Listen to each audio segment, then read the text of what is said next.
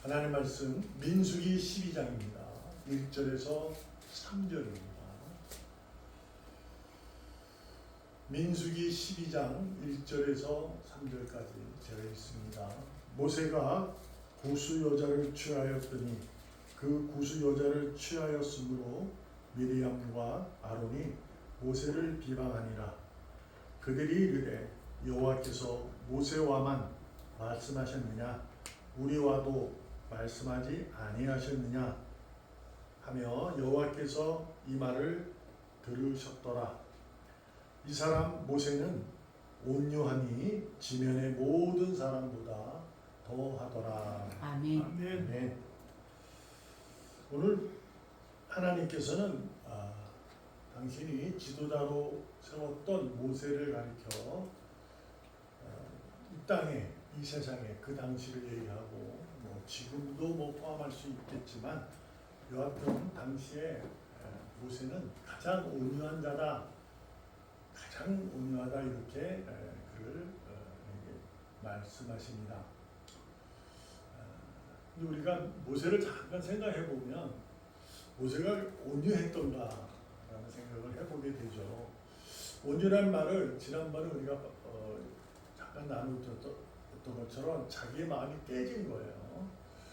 근데 솔직히 생각하면 처음에 모세는 자기 마음이 깨지지 않았던 사람이죠.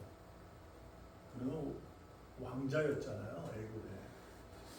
그래서 그는 그 왕자, 그 권력으로 자신의 히브리인들을 구원할 걸로 이해했던 거예요. 그것이 이제 어머니 여기로부터 젖을 먹으며 자라면서 비록 자신이 애굽의 양자의 왕자였지만 자신은 히브리인이라는 자부심을 갖고 있었던 거죠. 그리고 늘 너는 구할 거야, 구원자가 된다라는 얘기를 들었기 때문에 그는 지금의 자신의 그 왕자의 권력이 어마어마했잖아요. 당시에는 애굽이라는 나라가. 그렇기 때문에 그것으로 구원할 줄 알았는데 그것이 아니었다는 걸 알게 되고 오히려 더 살인자가 되어서 그는 도망을 치었고 도망을 친 이후에 이방 여자와 결혼을 하고 그랬지만 그는 늘 마음이 외로웠어요. 그래서 하나님의 산이라고 부르는 곳에 올라가 늘 하나님을 찬양하고 너무 감사합니다. 이 시간 이렇게 저는 하나님을 찬양하고 살겠습니다 라고 했을 때 그의 나이가 80에 접어들자 하나님이 그를 찾아오게 되죠. 이제 너는 내 백성을 네가 구원하라 라고 했을 때 그는 손사래를 칩니다. 3번이나 하나님의 명령을 따르지 않죠. 그만큼 아주 싫다는 거죠. 그 이유는 한 가지였을 거예요.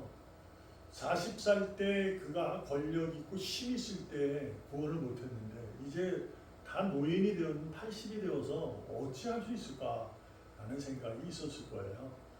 그래서 어찌 보면 하나님 앞에 하나님 저는 안 됩니다 라고 하는 것이 하나님이 이제 말씀에는 이제 좀 이렇게 화가 난 듯한 안타까움이 있겠죠. 근데 이제 모세가 아마 그것 때문에 하지 않았을까라는 생각을 해보게 됩니다. 그래서 저는 안 됩니다. 저는 말도 잘 못하고 그러니까 말할 수 있는 아론을 붙여줄게. 네 형을 이렇게 얘기하면서 계속 설득을 해서 결국은 그가 지도자로 서게 되었고 그 지도자로 서서 그는 이제 이스라엘 민족을 히브리인들을 하나님 약속의 땅으로 이끄는 지도자가 되었습니다. 근데 오늘 본문에 의하면 미리암이라는 누나와 누나죠. 그리고 아론이라는 형이 있는데 그 형이 보니까 모세가 구수 여자와 결혼을 하는 거예요. 그러니까 이제 이방 여자니까 이제 안 되겠다 싶은 거죠. 그래서 비방을 하게 된 겁니다. 오늘 본문에 보면 그 얘기했죠. 구수 여자를 취하였더니 미리암과 아론이 모세를 비방했다 이거죠. 야, 안 되지 않냐 이렇게 하는 거죠. 그러면서 그들이 하는 얘기가 하나님은 여호와 하나님은 너하고만 얘기하는 게 아니라 우리하고도 얘기한다. 우리하고도 다 그 말을 하나님이 들으시고 이제 모세에 대해서 말씀하시는 거예요. 모세는 온유함이 지면의 모든 사람을 더하더라 이렇게 했죠.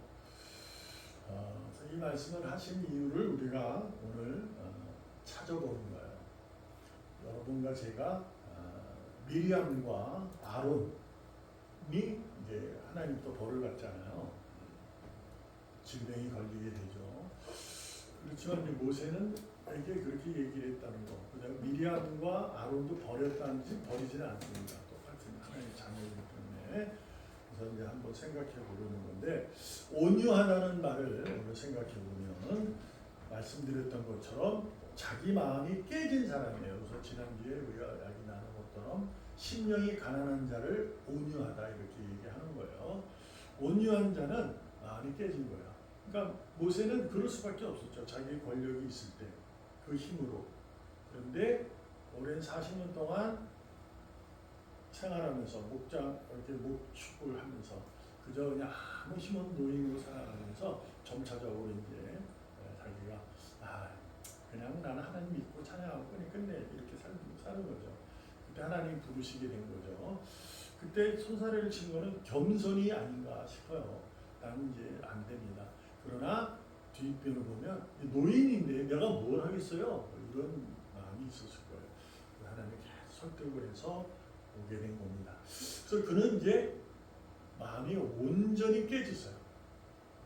그래서 미리암과 누나와 형이 얘기하는 얘기에 대해서 전혀 반응하지 않아요. 그래서 절대 권력을 가진 모세였지만 미리암과 형에 대해서 아무 얘기 안 하고 그는 하나님 앞에 나아가는 순종하는 삶을 살게 됩니다. 그래서 여러분과 저는 무조건 배워야 하는 것은 온유함입니다. 주님께서 말씀하셨어요. 내게 와서 배울 것은 온유와 겸손이다. 그래서 온유는 겸손으로 이어지는 것서 비슷한 말이 되긴 합니다. 그래서 마음이 깨진 자는 겸손해지잖아요. 그래서 무엇으로 나가느냐? 순종으로 나아가는 거죠. 결국 하나님의 뜻을 이루기 위해서 자기의 가지고 있는 힘, 자기가 뭐 할 수 있는 것들 이거를 내려놓고 하나님이 하신다는 그 힘을 붙잡고 가는 거예요. 그래서 순종이죠. 우리가 하나님 앞에 나와 예배하는 것은 우리가 내 스스로 내 의지를 꺾고 하나님 말씀의 은혜를 입어 그 말씀으로 나는 그 힘을 얻어 말씀의 힘을 얻어서 나는 그 힘으로 살아가겠습니다. 라는 다시 한 번의 신앙에 고백되는 삶이 되는 거예요. 그래서 여러분과 저는 이 예배를 드린다는 그 자체는 다른 큰 의미보다 내 자신을 버린다는 거예요. 내 자신을. 그래서 내가 차고 있는 이 마음을 깨트리는 것이라는 것을 잊지 마시기를 바랍니다. 시편 53편에 보면 이런 얘기가 있어요. 죄송합니다. 이사야 53편 예수님의 비유를 한 거죠. 은유를. 그가 곤욕을 당하여 괴로울 때에도 그의 입을 열지 아니하였다. 마치 도수장으로 끌려가는 어린 양과 털 깎는 자 앞에서 잠잠했다. 양같이 그는 그의 입을 열지 아니하였더라. 라고 예수님이 이제 붙잡혀서 십자가의 처형에 당할 때 그는 왜 그래야 되는지를 대해서 그들을 비방하거나 하나님을 비방하거나 그러지 않아요. 그냥 침묵하는 거예요. 그 이유는 뭐죠? 하나님이 계획하신 일이 있거든요. 그 일에 순종하는 거예요. 침묵이라는 것은 말하지 않았기 때문에 않는 거라고 이해할 수 있지만 이 침묵이라는 내용에는 하나님의 뜻이 자기에게 힘이 되는 거예요. 그래서 지금의 내가 가진 상황 속에서 일어나는 그 힘이 이것을 내가 펼칠 수 있는 힘이 있지만 그걸 내려놓는 거죠. 말씀드렸다시피 우리가 이제 예수님께서 하나님이시잖아요. 여기 잡히지도 않으셨어요. 12영을 보낼 수 있다. 베드로에게 얘기했었잖아요. 잡힐 때 베드로가 마고의 귀를 자르니까 그런 얘기를 했잖아요. 그만큼 힘이 있으신 거예요. 그럼에도 불구하고 아버지의 뜻이 있어서 자기의 그 힘을 내려놓고 아버지가 이끄는 힘에 그런 순종으로 나아가는 모습, 그것이 그 침묵인 거죠. 그래서 그 가만히 있는 거예요. 또 한편으로 우리가 아는 부분은 또 비슷한 거 있죠. 홍해를 건널 때도 그랬어요. 침묵하는 거예요. 하나님이 이루실 구원을 보게 하셨잖아요. 그래서 우리는 그 이스라엘 히브리인들이 봤던 것처럼 여러분과 저도 본 거예요. 지금 또 우리는 이번 돌아오는 주일을 부활 주일로 섬길 겁니다. 그러면은 예수님께서 부활하셨잖아요. 우리에게 보여주시는 거죠. 그래서 오늘은 우리가 고난주간이라는 주간이 거쳐가고 있잖아요. 그래서 우리가 좀 더 경건한 모습이 뭐냐면 침묵하는 거예요. 하나님께서 이끄실 때 거기에 내 뜻을 내려놓고 하나님의 뜻이 이루어지기를 고백하면서 주님이 그러셨던 것처럼 우리도 침묵하며 그 고난, 힘든 이 상황을 기억하면서 견뎌내는 거죠. 그러면 어떻게 해요? 부활주일날 부활이 되어 찬양이 힘있게 나올 수 있는 거죠. 그러한 모습을 하고자 온유는 순종으로 이어짐을 우리가 고백하면서 여러분과 제가 오늘도 예배를 통해서 하나님의 진리가 여러분 마음 가운데 여러분의 마음을, 여러분의 뜻을, 여러분의 의지를, 여러분의 방법을 깨뜨려서 그 진리로 인해 깨진 내 마음이 가난한 심령이 되어서 하나님이 말씀하시는 복 있는 사람으로서 여러분과 제가 오늘도 거침없이 기꺼이 하나님 앞에 무릎 꿇을 수 있는 예배자로 승리할 수 있기를, 순종으로 승리할 수 있기를, 겸손으로 순종할 수 있기를 축복합니다. 아멘. 아멘. 기도하겠습니다. 살아계시는 하나님 감사합니다. 오늘도 진리의 다스림을 받는 온유한 자로 기꺼이 순종하며 나아가는 겸손을 한 의인이 되기를 소망하오니 붙잡아 주시고 유래해 주시고 평강으로 채워 주시옵소서. 예수님의 이름으로 감사하며 기도합니다. 아멘. 아멘.